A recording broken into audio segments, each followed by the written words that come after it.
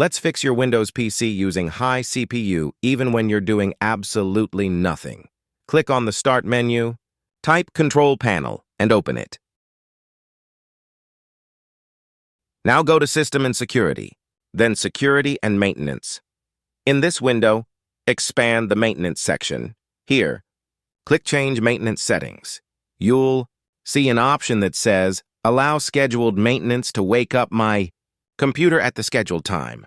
Uncheck that box and click OK. This stops Windows from launching update scans, disk optimizations, and diagnostics whenever you're away. Now, press Windows plus R, type services.msc, and hit Enter. In the list that opens, scroll down and find sysmain.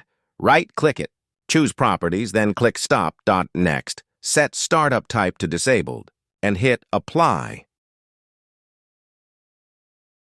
Repeat the same steps for Windows Search.